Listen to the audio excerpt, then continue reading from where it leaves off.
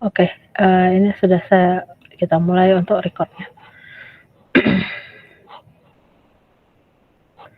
Kita lanjut untuk materinya. Jadi processing text itu sangat diperlukan jika kita memang ingin jika kita membuat suatu sistem pencarian sehingga hasilnya nanti efektivitas dari informasi yang kita hasilkan itu reliable ya, atau valid. Kemudian nilai efektivitas itu dalam model sistem pencarian atau information retrieval system ini nanti akan menunjukkan tingkat keberhasilan performansi dari mesin pencari yang mau kita bangun, atau juga meningkatkan performansi dari pemrosesan bahasa alami yang mau kita buat. Nah, faktor yang mempengaruhi nilai efektivitas itu adalah salah satunya pre-processing text dan proses stemming dan stopword-nya. Nah, dalam proses pre-processing text itu ada yang kita sebut dengan tokenisasi. Jadi proses tokenisasi itu adalah pemrosesan teks input dengan memecah menjadi unit-unit yang disebut token. Ya, jadi teks yang kita inputkan nanti, baik itu berupa kalimat, 2 kata, 3 kata, atau berupa kalimat, itu nanti akan kita pecahkan menjadi unit-unit yang kita sebut dengan token. Nah, hal ini dilakukan untuk membedakan karakter tertentu yang diperlakukan. Ya, jadi kalau Anda perhatikan saat Anda memakai Google Search, ya, saat Anda memasukkan key input di search bar-nya Google Search itu, terkadang Anda menuliskan begitu panjang kalimatnya gitu loh. Anggaplah misal disuruh mereview suatu paper, maka Anda akan mencari implementasi aplikasi dengan metode Bayes misalnya, seperti itu. Nah, saat Anda mengetikkan kalimat itu sebenarnya nggak semuanya tidak kalimat full kalimat itu yang dicari oleh sistem ke data yang dituju, ya. Jadi sebenarnya nanti itu ada proses pemecahan katanya lagi. Makanya nanti akan ada pembedaan karakter. Nah, ini bisa Anda lakukan dengan coba nanti di Google Search tuliskan kalimat input di Google Search Anda pakai karakter, pakai tanda tanya gitu ya, pakai titik gitu. Apakah ada perbedaan hasil? Karena proses tokenisasi pada pemrosesan bahasa alami itu dia akan membedakan karakter tertentu. Ini sama dari poin 2 ya. Membedakan karakter tertentu yang dapat diperlakukan sebagai pemisah kata atau bukan.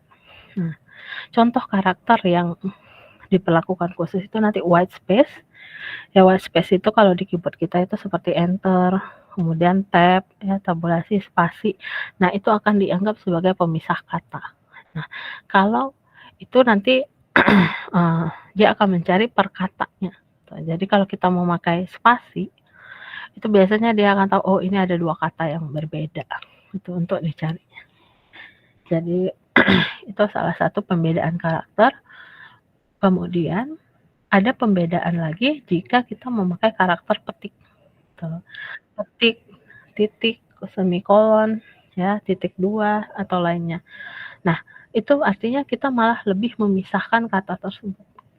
Jadi tidak mencarinya berdasarkan satu kalimat, tetapi dia akan mencarinya berdasarkan per kata. Kalau kita menggunakan karakter-karakter pada poin ketiga ini, ya. Nah, kemudian sama seperti kalau kita menulis tahu, terus ada tanda komanya, misalnya tempe dan sambal itu.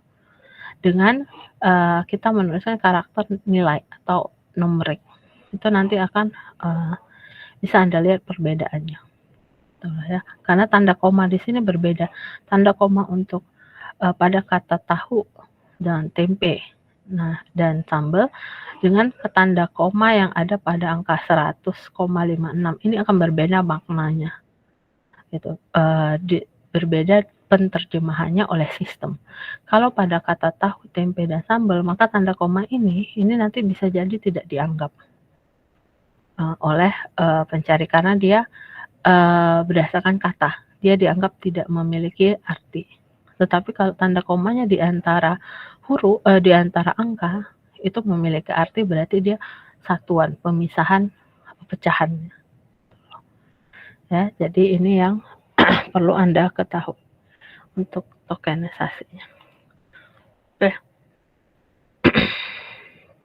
Nah, tokenisasi ini dalam memperlakukan karakter dalam teks sangat bergantung pada konteks aplikasi yang kita kembangkan. Sehingga pekerjaan tokenisasi ini akan semakin sulit jika harus memperhatikan struktur bahasa. Nah, sebenarnya dalam PBA, pemrosesan bahasa alami, penentuan karakter-karakter yang kita pakai, pengenalan karakter yang kita pakai terhadap sistem yang mau kita bangun itu sebenarnya tergantung dari permintaan user dan ketentuan dari si pembangun tim pembangun aplikasinya. Nah, jadi makanya ada proses analisis ya. Proses analisis itu adalah saat si tim pembangun software dengan klien itu bertemu dan melakukan interview. Nah, kalau dalam konteks konteks bidang yang kita bangun adalah pemrosesan bahasa alami, anggaplah mereka mau minta dibuatkan search ya, mesin pencari ya, search engine kah, atau mesin penerjemah, atau segala sesuatu yang di bidang PBA, maka aturan-aturan pengenalan karakter itu sebenarnya kita tanyakan ke si usernya, apakah aturannya bisa dikenali, misal koma itu penting nggak gitu loh. Titik itu spasi penting nggak untuk dianggap dikenali. Nah, itu adalah konteks aplikasi yang dikembangkan dan berdasarkan dari tim pengembang beserta usernya. Makanya dikatakan di sini pekerjaan tokenisasi akan semakin sulit jika harus memperhatikan struktur bahasa. Iya, benar. Karena kalau kita tidak mau istilahnya kita mau abaikan, itu akan lebih mudah tokenisasi yang kita lakukan. Ya. Nah, jadi kembali lagi, pengenalan pemberlakuan karakter-karakter dalam teks itu tergantung dari tim pembangun PBA-nya dengan si klien yang mau dibuatkan sistemnya. Itu prinsip yang harus Anda ingat. Nah, untuk tokenisasi ya, tokenisasi nanti Anda perlu mengenal karakter-karakter apa saja yang berlaku pada tokenisasi untuk karakter apa saja yang ada gitu yang perlu diperhatikan pada saat melakukan tokenisasi. Nah, ada satu karakter yang kita sebut dengan namanya non-alphanumerik. Non-alphanumerik ini berarti karakternya ya dia tidak mengandung angka tetapi mengandung karakter. Non-alphanumerik itu artinya dia tidak mengandung angka tetapi mengandung karakter lain selain dari angka. Contohnya penulisan seperti ini. Yahoo ada tanda serunya. Itu kan penulisan menggunakan karakter tapi tidak memasukkan numerik di dalamnya. Kemudian AT&T dan sebagainya. Nah, kata-kata yang seperti ini kita kenal dengan kata non-alphanumerik. Nah, kemudian bisa jadi juga karakter titik. Nah, karakter titik itu biasanya kalau kita di kehidupan sehari-hari titik berarti tanda akhir kalimat. Tetapi bisa juga muncul dalam singkatan atau inisial orang atau alamat internet. Jadi ini harus diperhatikan nanti. Penggunaan titik ini di mana penentuannya. Nah, itu nanti ada pada pengembang PBA dengan si kliennya mau memakai karakter ini atau tidak gitu ya di aturannya. Nah, kemudian ada tanda hyphen. Nah, tanda hyphen ini muncul untuk menggabungkan dua token yang berbeda sehingga membentuk token tunggal. Tapi dapat pula ditemukan untuk menyatakan rentang nilai dan kata berulang. Contohnya seperti ini. Ya, X-ray atau 32 sampai 120 ini kan berarti range nilai. Lari-lari ini adalah kata yang berulang. Nah, bagaimana penentuan tanda hyphen? Ini juga harus kita tentukan dari awal ya, pada database kita. Gitu. Nah, kemudian banyak lagi ya karakter yang perlu kita perhatikan agar kita dapat melakukan tokenisasi dengan benar. Karakter slash ini nanti fungsinya kemana? Ya, lalu format nomor telepon, emoticon atau format angka. Nah, semuanya ini nanti penggunaannya, ya, pemakaiannya itu nanti ditentukan oleh tim pembangun PBA dengan user yang mau dibangunkan PBA-nya ini. Jadi dari awal harus sudah tahu hal ini berguna untuk hal ini berguna untuk nanti pada saat penulisan inputnya sehingga lebih fleksibel. Tuh. Misalnya saat Anda mau cari skripsi dengan rentang tahun 2020 sampai 2024. Nah, itu kan berarti kita menggunakan karakter hypernya tadi, ya. Range dari tahun 2000 sampai 2024. Apakah bisa kita memakai tanda hyphen itu di input kita atau nanti harus menulis kata sampainya, gitu. Nah, semakin fleksibel keyword kita, sebenarnya sih semakin bagus PBA-nya. Tetapi apakah dengan input yang fleksibel itu maka informasi yang kita dapatkan lebih relevan atau tidak itu juga belum tentu, ya. Jadi itu nanti yang diperhatikan mengenai tokenisasinya. Sedangkan tokenizing, ya. Nah, tokenizing adalah seperti ini nantinya. Jika dalam bahasa Inggris kita punya tanda apostrophe, ya, yaitu koma di atas yang berarti kata kepemilikan biasanya. Nah, tanda apostrophe ini bisa diabaikan dalam tokenizing. Ya, jadi kalau Anda pun sebenarnya tulisannya ada apostrophe-nya, ada O'Connor, maka menjadi apostrophe-nya dihapus saja. Itu sama nanti mendapatkan hasilnya, pengenalannya nanti sama. Atau nanti pakai tanda titik period pada singkatan yang dipakai, ya. Jadi kalau dalam bahasa Inggris tanda titik period ini, ya, I.B.M ini akan menjadi IBM karena tanda titik period ini itu diabaikan pada PBA pada bagian tokenisasi. Oke, kalau tadi adalah di bahasa Inggris, maka ini kita contohnya tokenisasi di bahasa Indonesia, ya.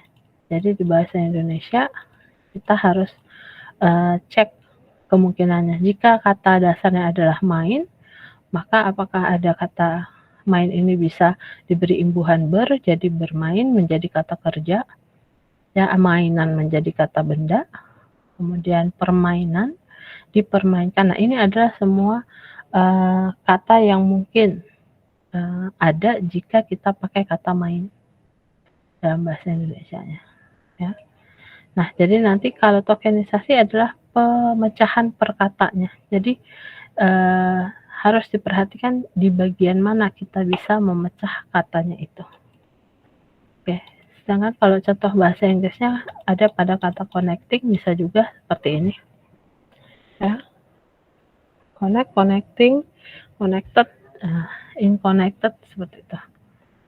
Nah, ya, jadi pemecahan kata tunggu ya.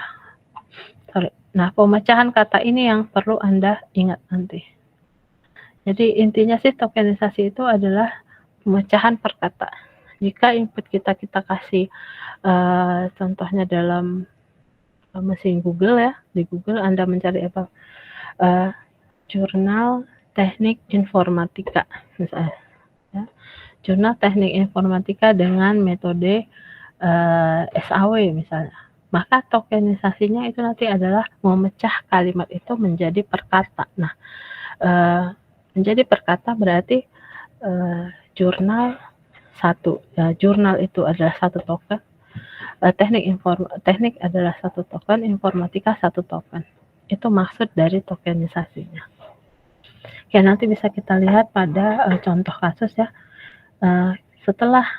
Jadi sekarang kita masuk ke setelah pre-processing teks itu tokenisasi dilakukan, maka setelah tokenisasi maka ada yang disebut dengan stemming seperti ini, ya.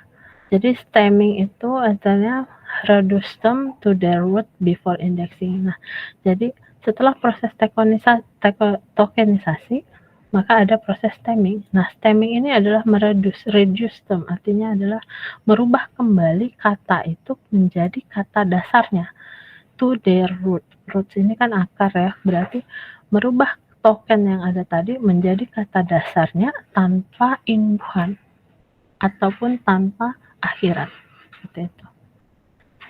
Ya, jadi sebenarnya stemming itu adalah memotong kata untuk merubah kata untuk kembali menjadi kata dasarnya. Ya. Jadi kita kembalikan ke kata dasar, singkatnya sih hilangkan semua imbuhan, akhiran, ya, dan sisipan, kembalikan kata itu menjadi kata dasar. Itu adalah inti dari stemming, ya. Ini kembali lagi. Bentar ya. Oke. Nah, jadi ini stemming adalah proses pengubahan bentuk kata menjadi kata dasar sehingga dapat lebih mengoptimalkan proses text mining atau proses NLP-nya atau PBA-nya, ya. Sehingga preprocessing yang akan dilakukan, ya, preprocessing itu dilakukan hasil tokenisasi. Misalnya hasil tokenisasinya seperti ini, ya. Nah, jadi kalimat kita adalah they are applied to the word in the text. Nah, kalau ada kalimat itu, kalau kita tokenisasi, maka pecah per katanya. So, they itu adalah satu token, are satu token, ya, applied itu satu token, to satu token, sampai kepada text. Ini adalah satu token. Sehingga kalau hasil tokenisasinya seperti ini, maka hasil filteringnya adalah seperti ini. Filtering adalah menyaring kata mana yang memiliki maknanya. Ya, kata mana yang memiliki makna. Itu hasil dari jadi kalau tokenisasi memecah per kata, maka setelahnya adalah lakukan filtering. Filtering berarti mana kata yang memiliki makna. Kalau they ini dia kosong di filtering karena they itu kan subjek ya. Kita they itu tidak bisa kita beri makna siapa they-nya itu. Nah, kalau are, kata are tidak ada di filtering karena are itu adalah to be. Ya, kalau di bahasa Indonesia kata are itu adalah, ialah, yaitu. Nah, itu kan kata yang tidak memiliki makna tersendiri. Jadi itu bisa kita abaikan. Jadi di filtering kata are itu atau to be atau dalam bahasa Indonesia ialah, adalah, yaitu itu tidak akan muncul di hasil filtering. Sama dengan to dan the, ya, to dan the pada layar yang Anda lihat itu juga tidak akan muncul di hasil filtering karena itu adalah kata sambung, tuh, ya. Nah, sama dengan kita nanti kalau di bahasa Indonesia itu dan atau itu nggak akan muncul karena dia tidak memiliki arti. Karena filtering, hasil filtering ada kata yang memiliki arti. Maka applied ini ada. Words itu ada, muncul di filtering, dan teks muncul di filtering. To, the, in, dan the lagi. Ini tidak akan muncul di filtering karena tidak memiliki arti kata tersendiri. Ya. Nah, berikutnya kalau preprocessing setelah token, lalu filtering, selanjutnya stemmingnya. Nah, ingat tadi stemming adalah untuk mengembalikan kata menjadi kata dasarnya. Sehingga saat ada kata apply pada di filtering, applied ya, ada akhiran ed, ini kan berarti sudah verb antara verb 1 atau verb 2-nya pada bahasa Inggris. So, kita kembalikan ke bahasa dasarnya yaitu menjadi apply. Nah, kalau words, ya words ini kan ada akhiran s-nya, ini kan sudah bukan kata dasar, maka kita kembalikan ke kata dasarnya yaitu word tanpa s. Begitu juga dengan teks. Teks juga ini sama, ya, ada s, akhiran s-nya, maka di stemmingnya menjadi teks. Nah, ini kalau bahasa Inggrisnya. Sedangkan kalau bahasa Indonesia sama seperti ini. Misalnya tadi ada hasil tokenisasi kita muncul bermain. Maka di hasil filteringnya muncullah kata bermain itu. Nah, bermain itu kan ada awalan ber. Karena jadi ada penambahan awalan ber sehingga harus kita kembalikan ke kata dasarnya karena mau masuk ke stemming. Nah, jadi kalau ada filtering katanya bermain, maka hasil stemmingnya kita kembalikan ke kata dasarnya, yaitu kita sebut dengan main. Gitu. Ya. Jadi kesimpulannya sih dari tampilan ini adalah jika input kita berupa kalimat, maka lakukan tokenisasi, pecah kalimat itu menjadi perkata. Setelah perkata, maka lakukan filtering, yaitu tampilkan hanya kata-kata yang memiliki arti, yang bisa berdiri sendiri. Nah, kalau kata kalau kata sambung, kata keterangan itu nggak perlu ditampilkan. Nah, lalu setelah ada hasil filtering, lakukan stemming, yaitu mengembalikan kata tersebut menjadi kata dasarnya. Nah, ini kalau dia preprocessingnya dengan bahasa Indonesia misalnya. Nah, misalnya kalimatnya adalah namanya adalah Santiago. Santiago sudah memutuskan untuk mencari sang alkemis. Jadi kalau kita pisah dia kalimat itu menjadi token, nanti seperti ini hasil tokennya.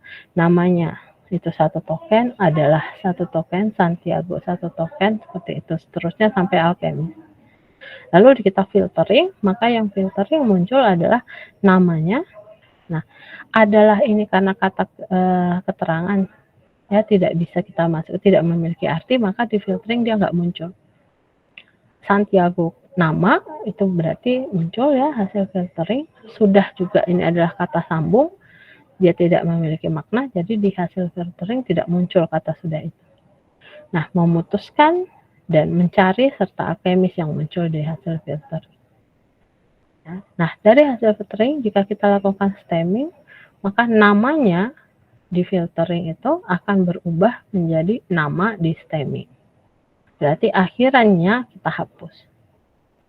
Nah, Santiago karena dia memang nama sehingga tidak ada yang di stemmingnya.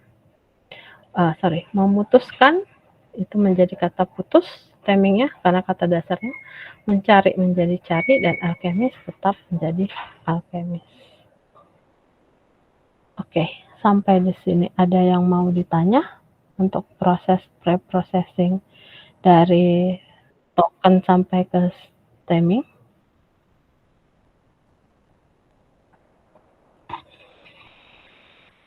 Apakah mengerti prosesnya di sini? Paham, Bu. Paham ya, masih mudah ya istilahnya. Oke, kalau begitu kita lanjut.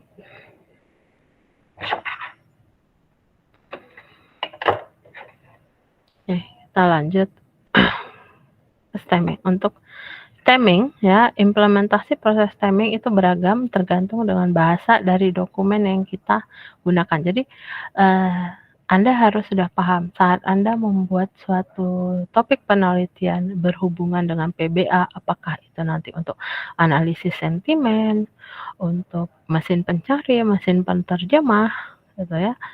Nah, itu Anda harus pastikan bahasa yang Anda pakai apa. Nah, karena proses implementasi stemming itu tergantung dari bahasa yang kita gunakan dalam membangun dalam penelitian kita itu atau dalam membangun PBA-nya.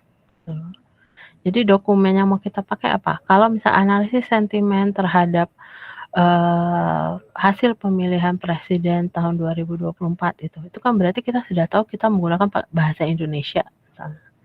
Atau Anda ternyata buat analisis sentimen terhadap popularitas Netflix misalnya. Nah, karena Netflix bersifat global gitu, Anda mau ambil berdasarkan datanya pakai Twitter, Twitternya pakai yang internasional bahasa Inggris, otomatis nanti grammatical Anda dalam proses stemming itu memakai bahasa Inggris. Atau saat nanti Anda mau membangun mesin penerjemah dari bahasa Sunda ke bahasa Indonesia misalnya, berarti dokumen yang Anda pakai itu nanti adalah bahasa Sunda dan bahasa Sunda dan bahasa Indonesianya. Jadi Anda harus memahami gramatikal dari bahasa Sunda dan gramatikal dari bahasa Indonesia. Jadi stemming tergantung ya dengan bahasa dari dokumen yang Anda pakai nanti. Nah, untuk metode stemming itu ada banyak. Ya. Jadi metode stemming sih sebenarnya nggak melulu bahwa kita pakai yang standarnya itu, saya pakai bahasa Indonesia, berarti saya bisa memakai gramatikal bahasa Indonesia aja. Ada SPO, SPOK, ada imbuhan-imbuhan dan akhiran-akhiran yang sesuai dengan gramatikal bahasa Indonesia. Itu kan umumnya. Tetapi sebenarnya kalau mau diteliti lagi, sudah ada banyak metode stemming yang tinggal kita pakai. Ya, aturan-aturannya sudah ada. Nah, salah satunya beberapa di antaranya itu adalah Porter stemming. Nah, kalau Porter stemming itu English dan Indonesia. Jadi bisa memakai bahasa Inggris dan bahasa Indonesia. Nah, kemudian ada stemming Arifin Setiano dan stemming Nazif Adriani. Nah, ini stemming kedua metode stemming ini khusus untuk bahasa Indonesia saja. Ya, karena bahasa Indonesia kita itu ada menggunakan akhiran dan awalan, misalnya imbuhan. Imbuhannya juga banyak, ada me, ber, ter itu ya. Kemudian ada akhiran ada an, adanya, wan. Nah, itu kan keunikan dari struktur gramatikal bahasa Indonesia sendiri. Jadi kalau tidak mau berpikir, kalau mau membuat PBA yang penggunaan dokumennya adalah bahasa Indonesia, lebih cocok kalau kita pakai nanti stemming Arifin Setiano dengan stemming Nazif Adrian. Nah, kalau kita memakai bahasa Arab itu ada Koja, kemudian ada algoritma Aidrus dan Mustafa, algoritma Vega, serta algoritma Ahmad Yusuf dan Sembo. Nah, nanti Anda bisa cari mau pakai yang mana yang sesuai dengan topik penelitian yang Anda bangun. Tuh. Nah, kalau algoritma itu algoritma langkah sebenarnya. Jadi, bagaimana membuat sebuah algoritma yang mendeteksi imbuhan. Ya, jika ada awalan atau akhiran yang seperti imbuhan, apa yang akan terjadi? Nah, ini termasuk dalam metode stemming juga. Ya, karena banyak sih ya kita, apalagi kita bahasa Indonesia terkadang itu merubah bahasa. Seperti tadi, memutuskan. Kalau kita sudah kasih kata dasarnya putus, pakai P ya, putus.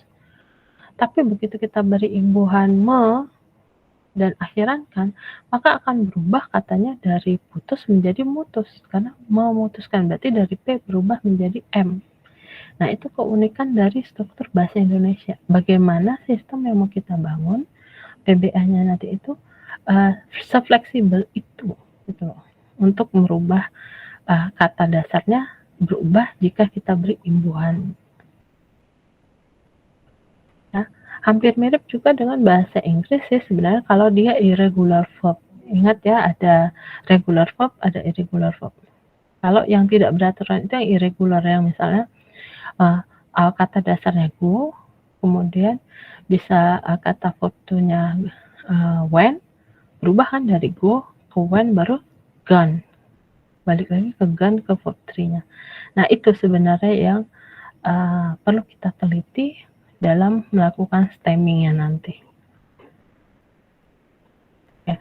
Nah, ini adalah metode stemming algoritmik untuk Porter algorithm. Kalau kita pakai bahasa Inggris. Jadi untuk Porter algoritma Porter ada rule-nya. Ya. Rule-nya itu adalah jika dia katanya mengandung S, S, I, S, maka kita akan rubah dia menjadi SS. Itu aturannya. Kalau akhirannya itu ada I, E, S, maka kita akan rubah menjadi I. Dia berubah hanya menjadi I. Kemudian kalau dia SS, dia tetap sama akan menjadi SS, lalu ada S. Ya. S kalau dia akhirannya S, maka bisa jadi hilang S-nya itu. Nah, contohnya di mana? Coba seperti ini, example. Kalau dalam bahasa Inggris ada caresses, ya, caresses, maka karena ada SS dan IS di akhirannya, karena kata dasarnya kan care, ya, maka kalau ada seperti ini, caresses, kita akan rubah menjadi cares dengan double S. Nah, kemudian ada ponies. Ya, ponies ini berarti kata dasarnya adalah pony. Nah, kita kasih IS ini, maka katanya stemmingnya akan berubah menjadi pony. Pony ini salah satu kuda kecil ya, kuda poni kita sih di Indonesia mengenal. Nah, Kemudian kalau ada kata care-nya menjadi cares dengan double S, kita tetap kata itu menjadi tetap. Kemudian jika ada kata cats, ya cat kata dasarnya cat. Kalau cats berarti banyak kucingnya, maka kita akan merubahnya ke kata dasarnya menjadi cat. Nah, ini sudah ketentuan dari si algoritma Porter ya. Makanya kalau Anda mau membuat sistem pemrosesan bahasa alami atau NLP, ya, Anda menggunakan Porter's algorithm atau algoritma Porter, maka rule ini yang harus Anda masukkan saat proses stemming datanya. Maka Anda harus cek itu nanti. Berarti di codingnya Anda buat bahwa kalau dia akhirannya SIS, maka dia akan menjadi SS. Itu pengenalannya. Nah, ini yang diterapkan pada proses Porternya. Nah, yang terjadi adalah jika kita melakukan algoritma stemming, ya, memang nanti hasil pengenalan katanya menjadi relatif lebih cepat, tetapi ada beberapa algoritma yang kadang malah salah mendeteksi imbuhan. Nah, ini paling sering terjadi, ya, untuk mendeteksi imbuhan. Imbuhan itu apa? Ada yang masih ingat pelajaran bahasa Indonesia, imbuhan itu apa saja contohnya?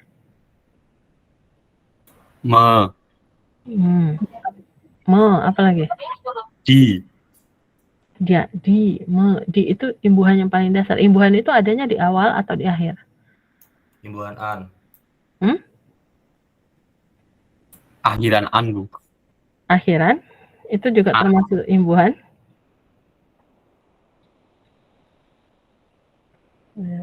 Nah, imbuhan itu apakah hanya di awal saja atau bisa menjadi akhiran juga? Akhiran juga. Akhiran juga ya. Nah, ini yang perlu Anda gali kembali ilmunya kalau ingin membuat penelitian NLP-nya nanti. Dasar dari ini bahwa imbuhan itu ada apa saja.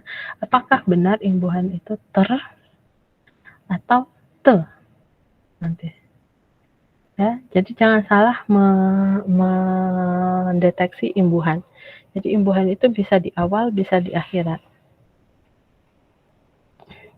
Nah, nanti kita akan lihat lagi contohnya. Nah, ada metode stemming yang kita sebut dengan namanya lemmatization. Ya. Nah, metode stemming ini itu berdasarkan kamus. Nah, jadi lebih baik memang kalau Anda mau membangun sistem NLP atau PBA itu agar lebih valid lagi hasilnya, maka memang Anda membutuhkan kamus sebagai dasar aturan penulisan dokumen yang kita punya. Gitu. Misalnya Anda mau membuat mesin translation.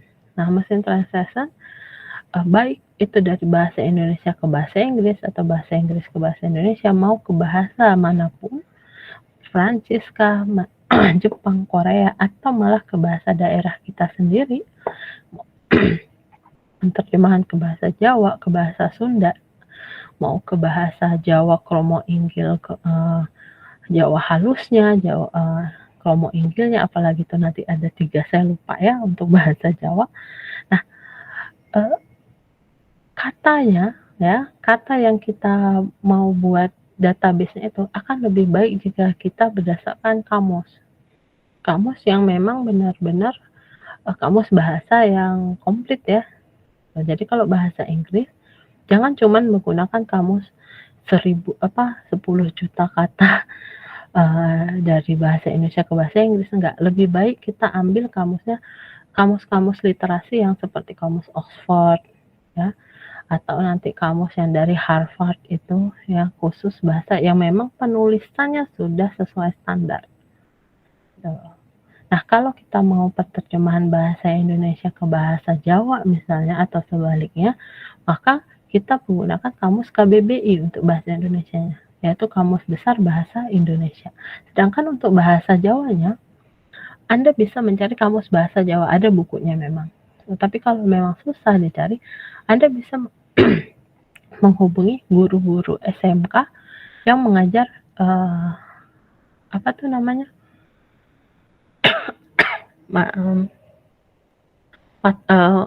mata pelajaran khusus ekstra yang membahas bahasa Jawa. Itu berarti guru bahasa Jawa tersebut sudah sebagai pakarnya gitu loh.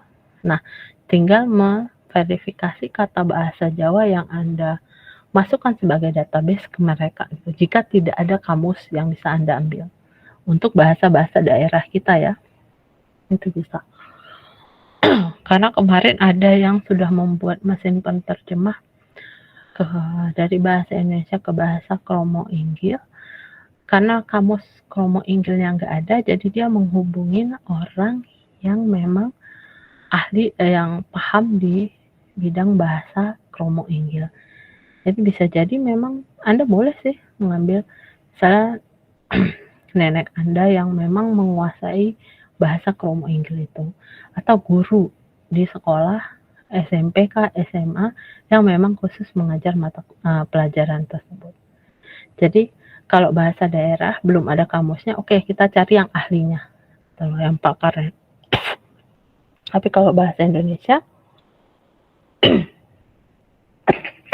bentar ya. Tapi kalau bahasa Indonesia kita tetap kembali ke kamus besar bahasa Indonesianya.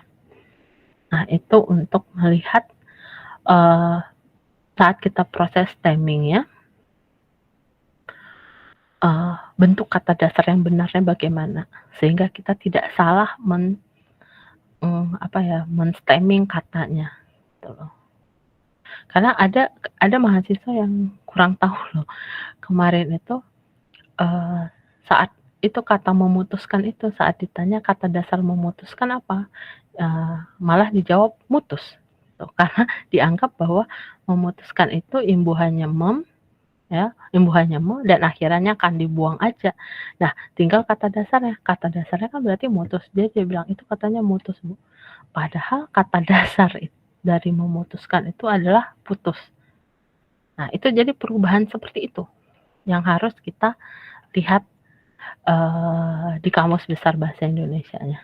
Sehingga tidak salah nanti sistem yang kita bangun dalam mengeluarkan output.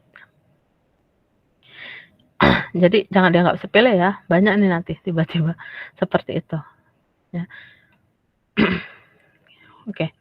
Nah, kembali ke sini, lemmatization itu adalah dilakukan bagus untuk kata-kata yang mengalami perubahan tidak beraturan. Nah, yang ini tadi, lemmatization adalah kata-kata yang irregular ya dalam perubahan katanya. Contoh kalau di bahasa Inggris itu see, ya kata dasarnya adalah see, melihat, kata keduanya adalah saw, dan kata ketiganya seen.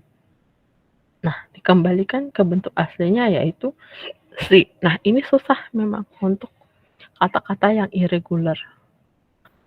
Nah, dalam bahasa Inggris see, saw, seen, go, when, gone, itu kan termasuk kata-kata yang tidak beraturan.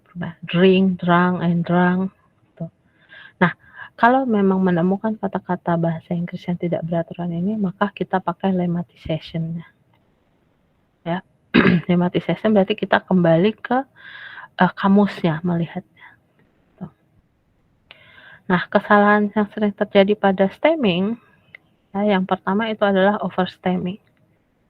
Overstemming itu berarti terlalu banyak pemotongannya.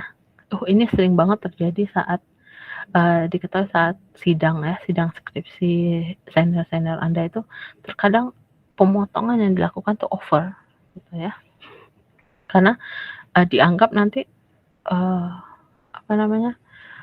ada kata dasar yang akhirannya kata dasar ya, ini sudah kata dasar, akhirannya an, tapi dianggap itu imbuhan ya dari stemming ya, sehingga dipotong juga an ya. Maka itu adalah overstemming gitu ya. Kayak kanan, kata kanan itu kan kata dasar, kanan itu sudah kata dasar gitu, tetapi ada suatu saat stemmingnya itu malah terlalu over saat sistem melihat bahwa kanan akhiran an-nya itu adalah akhiran. Jadi dipotong juga sama stemming sehingga meninggalkan kata kan gitu. Nah, itu tidak bisa, itu kesalahan dari stemming. Itu overstemming, sedangkan understemming itu kesalahannya malah tidak harus ada akhiran tapi yang tidak dipotong oleh stemmingnya. Kemudian ada unchanged yang tidak berubah, kemudian ada spelling exception ya. Kesalahan stemming itu ada pada kesalahan pelafalannya. Nah, ini sering terjadi pada kata bahasa Inggris. Karena apa yang ditulis dengan apa yang dilafalkan kan berbeda banget. Nah, ini yang harus kita perhatikan. Nah, ini contoh untuk overstemming, pemenggalan melebihi seharusnya ya. Kesalahan timbul karena bentuk kata yang menyerupai imbuhan. Sedangkan understemming itu pemenggalannya terlalu sedikit ya. Jadi kalau overstemming tadi masalah, nah sama stemming dianggaplah ini akhiran. Maka dipotong ya menjadi kata masa gitu loh. Nah, kalau understanding kata belajar misalnya. Belajar menjadi kata lajar. Gitu. Itu ada kesalahan seperti itu karena be itu dianggapnya sebagai imbuhan awalan. Nah, kemudian unchanged tidak terjadi pemenggalan. Kemudian spelling exception ini adalah huruf-huruf pertama. Misal huruf pertama menjadi kata dasar. Atau beberapa imbuhan berubah setelah ditempel. Nah, seperti ini. Ber ditambah ada imbuhan ber ditambah kata ajar. Kan bukan berajar, tapi menjadi belajar. Nah, pen kata imbuhan pen ditambah dengan kata dasar lihat. Kan penlihat bukan penlihat, tetapi kita berubah menjadi penglihat. Atau ya. Kemudian ada pen kata imbuhannya pen ditambah kata dasarnya sakit itu kan menjadi penyakit bukan pensakit. Nah, ini bahasa Indonesia itu yang harus diperhatikan tata bahasanya bahwa imbuhan bisa berubah bentuknya setelah ditempel kata dasar atau ada imbuhan yang huruf pertama kata dasarnya luluh. Luluh artinya menghilang gitu ya. Kata meng atau peng ditambah dengan kata karang, kata awal, menjadi mengarang, atau kata tuai menjadi menuai. Jadi kata dasarnya tadi adalah karang, K-nya menjadi hilang.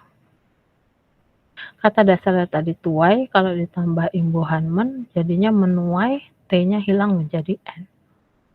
Nah, ini yang harus Anda perhatikan pada saat stemming ya.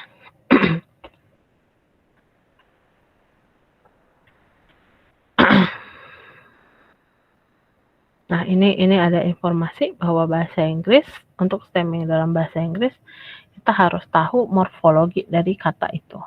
Sedangkan proses stemming pada teks berbahasa Indonesia lebih rumit karena variasi imbuhan.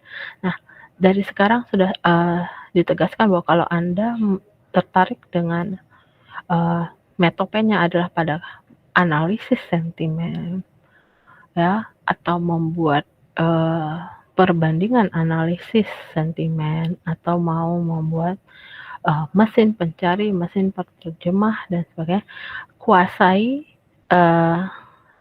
gramatikal dalam bahasa Indonesia terutama untuk imbuhan ini. Karena variasi imbuhan dalam bahasa Indonesia bisa berubah jika bertemu dengan kata dasarnya.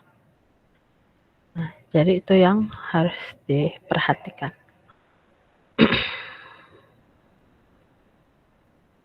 Nah, ini kata dasar pada bahasa Indonesia untuk kombinasinya seperti ini. Prefiks 1 ditambah prefiks 2 ditambah kata dasar ditambah sufiks 3 ditambah sufiks 2 ditambah sufiks 1. Ingat, prefiks itu imbuhan, sufiks itu akhiran dalam bahasa Indonesia. Oke.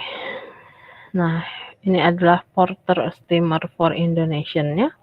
Coba saya cek dulu. Oke.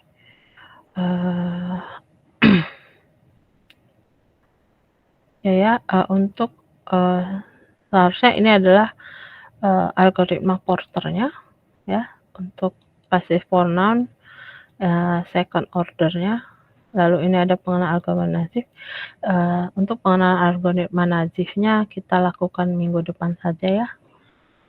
Kita akhiri pertemuan hari ini pada proses stemming dan pemahaman stemmingnya. Oke, sampai di sini ada yang mau ditanya?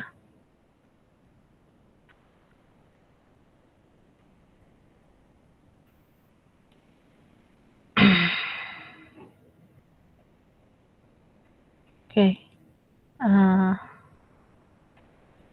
Ada pertanyaan? Tidak ada, Bu. Tidak ada.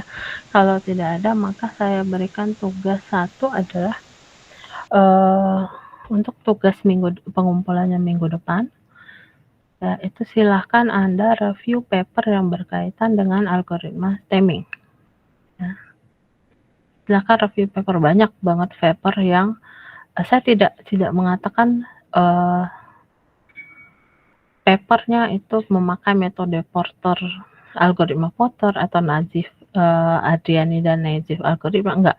Saya hanya mengatakan bahwa paper yang memakai proses tokenisasi sampai stemming aja. Ya. Silahkan Anda cari jurnal, boleh jurnal bahasa Indonesia, boleh jurnal bahasa Inggris, dijelaskan bagaimana proses pre-processing teks dari jurnal itu sampai ke proses stemmingnya aja. Ya, jadi pemotongannya bagaimana. Nah, itu Anda review, tulis tangan, silahkan. Maksimal 1 lembar A4 untuk penjelasannya. Minimal 1 halaman A4 untuk penjelasannya. Itu ya, untuk maksimalnya atau tidak usah sampai 5 lah untuk maksimal lembarnya 5 lembar. Tapi itu kayaknya sudah banyak banget karena saya hanya ingin meminta Anda mereview jurnal NLP sampai proses stemming aja, dari proses pre-processing text tokenization sampai ke stemming. Itu jelaskan bagaimana paper itu melakukan proses itu. Ya, boleh bahasa Indonesia, boleh bahasa Inggris, dan tidak boleh ada yang sama papernya, karena papernya banyak ya Mas, Mbak. Jadi kalian satu kelas ini 60 kayaknya lebih deh dari 100-an itu paper mengenai NLP. Jadi jangan ada yang sama. Paham tugasnya?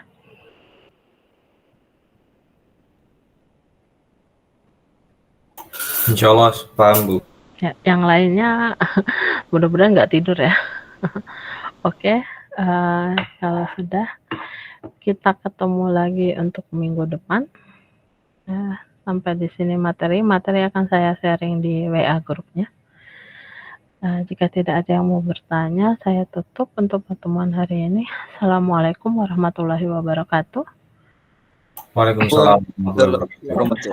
Ya, sampai ketemu minggu depan ya. Bu, untuk pengumpulan tugas individunya gimana, Bu? Oh, untuk pengumpulan tugasnya nanti saya akan pengumpulan tugasnya di Drive saja. Ketua kelasnya siapa ini? Ada nggak ketua kelasnya?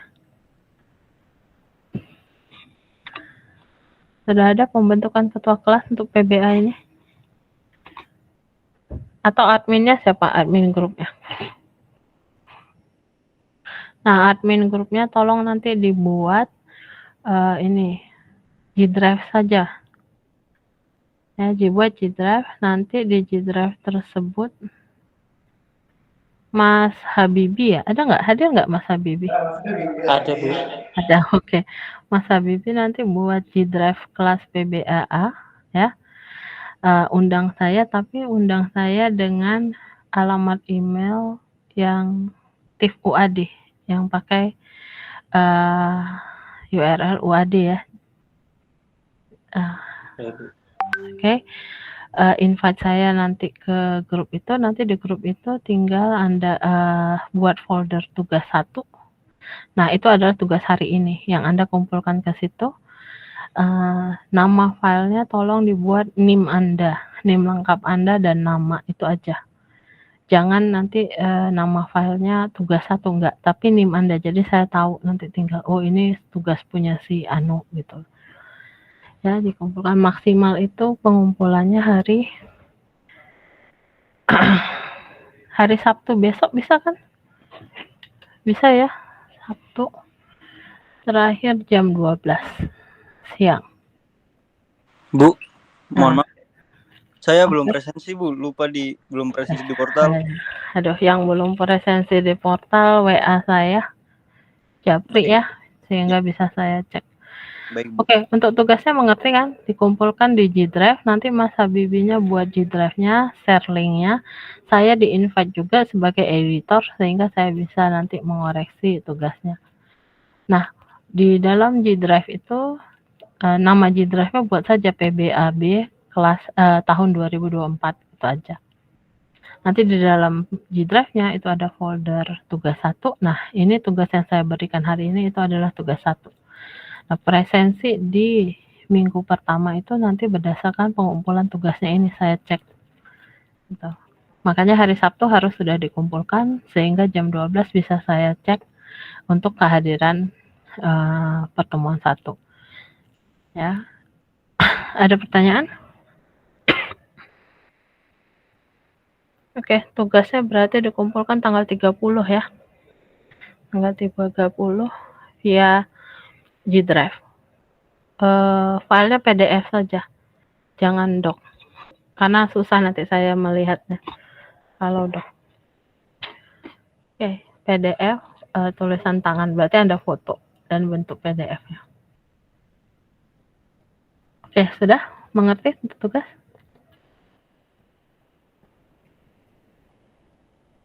Kalau ada pertanyaan, kalau tidak ada saya tutup nih.